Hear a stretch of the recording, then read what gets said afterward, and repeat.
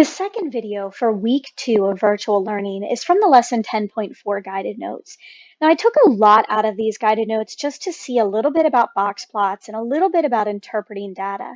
Keep in mind, after you finish watching this video, you will want to do the 2 assignments. One of the assignments is a practice sheet that has, I think it's 5 to 6 questions on it with box plots, also with mean absolute deviation. And then there will be another multiple choice question for you to answer and explain. So let's talk a little bit about comparing populations. Before we do that, I want to review a box and whisker plot. We also call this a box plot. Please remember that a box plot shows the distribution of a set of data by dividing the data into 4 parts using the median and quartiles. So we've already talked about measures of variation. It's a way for us to visually represent those measures of variability or measures of variation. I'll be honest, box plots are not something you see very often in real life. It is actually something they moved to 6th grade, so you may have seen it as a 6th grade concept last year. But you do still sometimes in 7th, 8th grade, or even in high school, especially if you take a statistics course, you might see box plots. And the most important thing maybe isn't to construct it yourself, but to be able to read it and interpret it and understand it. So in our box plot, we have 5 key points. We have the lowest value that's not an outlier. We have the highest value, which is not an outlier.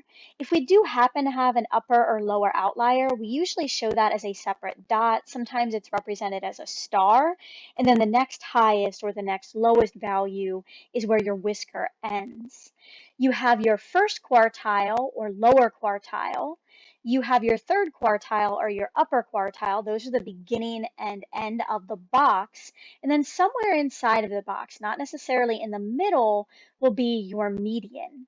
Each of the 4 sections, remember we're talking about quartiles here, each of the 4 sections contains 25% of the data. So 25% of your numbers are in this lower whisker, 25% are in the first part of the box, 25% are in the second part of the box, and then 25% are in your upper whisker.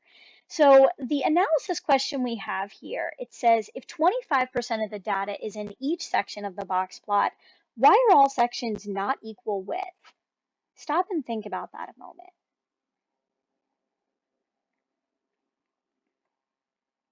So hopefully you said something along these lines. See if this will delete for us. Okay. The wider that section of the box, or the longer that whisker, or the wider of the box itself, the more spread out the numbers are. While the same number of numbers are in each section, this section, this section, this section, and this section, if the section is wider, the numbers are more spread out. If it's narrower, it means your numbers are closer together. So for example, in this box plot, in this section, your numbers are actually fairly close. They're not very spread out. Now, we don't know what numbers are down here, but this is not as wide as the second part of the box, which means these numbers are going to be more spread out. All right, so the next question we have is a multiple choice question. I did put a few multiple choice questions on your extra practice sheet to analyze box and whisker plots. A lot of times, like in number 1, we have double box plots where we compare 2 different items. So it says the double box plot below displays the number of calories per serving for a variety of fruits and vegetables. Select the statement below that is true. So let's look at each choice. A. 50% of fruits and 25% of vegetables have between 125 and 200 calories per serving. So we'll use the highlighter to represent this a little bit. But we're looking between 125 and 200, which is this section right here. Now, for the fruits, that is the upper whisker, which is 25% of the data. So that means I can eliminate choice A because that's not 50%. All right, let me erase our highlighting here. B, 50% of vegetables and 25% of fruits have between 50 and 100 calories per serving. So between 50 and 100 is going to be here. So for the fruits, that's going to be this section, which is only 25% of fruits, which is shown right here, so that's 25% of fruits. For your vegetables, that is from your median to your highest value, which is 50% of your vegetables, which is right here. That means B is going to be the correct solution. I want to go through the other answer choices. If you want to skip ahead to the next problem, you can, just to represent why those are not correct. So letter C, it says 25% of fruits and 25% of vegetables have between 0 and 25 calories per serving. So 0 and 25 is here. Uh, we're talking about 25% of fruits. There are no fruits in that section. So we can also eliminate choice C. For choice D, it says 50% of fruits and 50% of vegetables have between 50 and 100 calories per serving.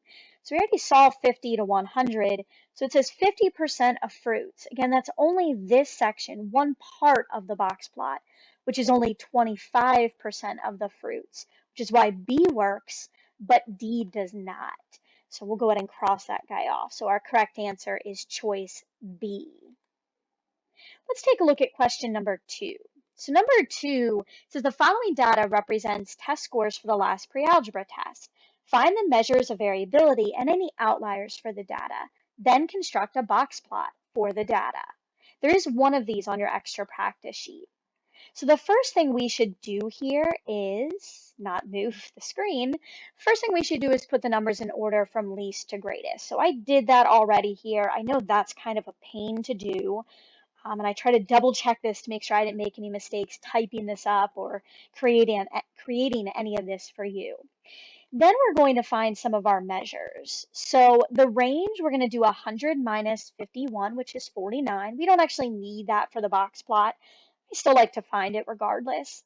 Our median, we have a total of, I think it's 20 numbers, 1, 2, 3, 4, 5, 6, 7, 8, 9, 10, 11, 12, 13, 14, 15, 16, 17, 18, 19, 20. So 20 numbers, 20 divided by 2 is 10, which means your 10th and your 11th numbers will be your two middle numbers. That's 81 and 85. The middle number between those is 83. Remember, you can add them together and divide by 2. That splits our data into a lower half, which I'll highlight in yellow, and an upper half, which I'll highlight in green.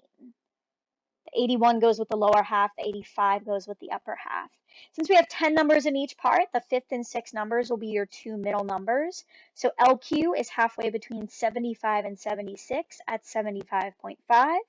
Your UQ is going to be made up of the two 92s here, so that means it's going to be 92. IQR, where you're going to do 92 minus 75.5 to get 16.5. The only use between or for the IQR is when we go to identify any outliers. So remember how we do outliers? We take 1.5 times the IQR of 16.5 to get 24.75. Add 24.75 to the UQ of 92. Subtract 24.75 from the LQ of 75.5. Anything above 116.75 would be an outlier. We do not have any of those. Anything below 50.75 is an outlier. So 51 is pretty close, but it is not considered an outlier here. So in fact, we have no outliers. Now, I gave you a number line. We have 5 important points to include, so I'll slide these up. The first one is our lowest number of 51. So that's going to be about here. We have to kind of approximate that. Notice how we hover it above the number line for the box plot.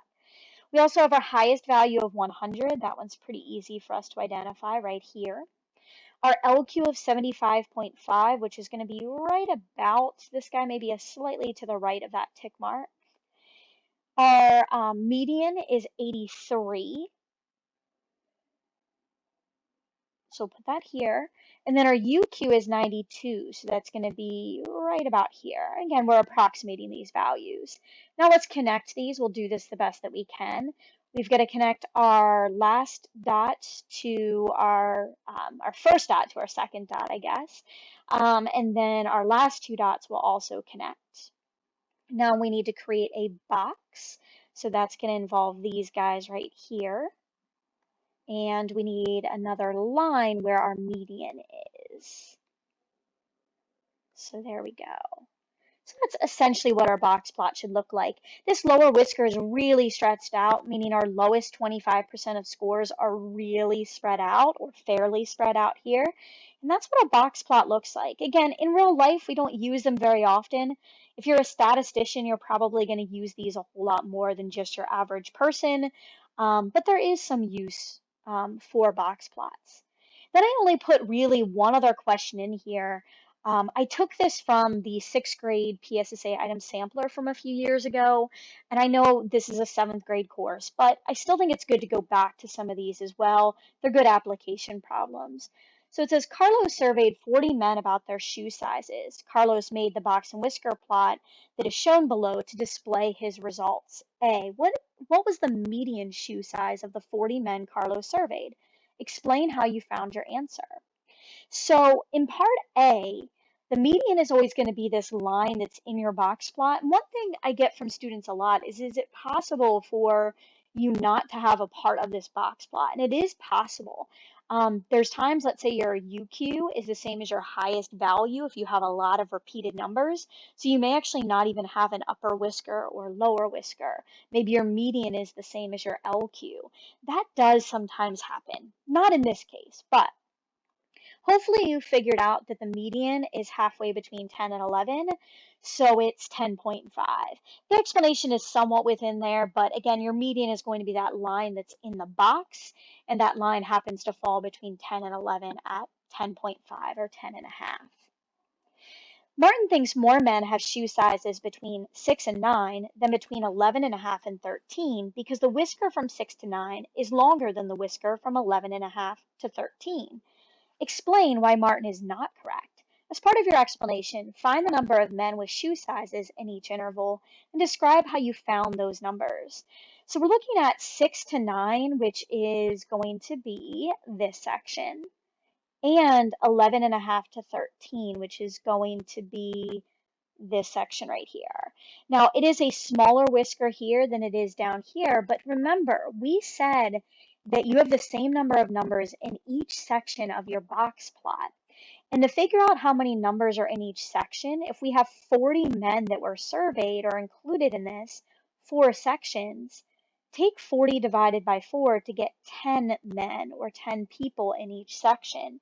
So in each section, 10 men are represented.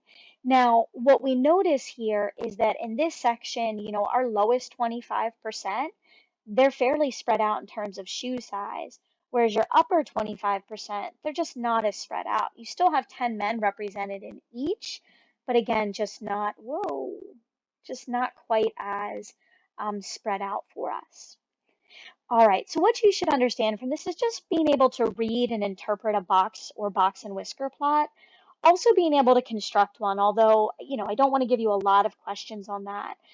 Again, we will have a Zoom session on Thursday, so if you have any questions about this stuff, feel free to come in and we'll try to help you the best that we can. Again, this is a learning experience for all of us, but we'll get everything resolved and figured out as best as possible. Thanks and have a great week.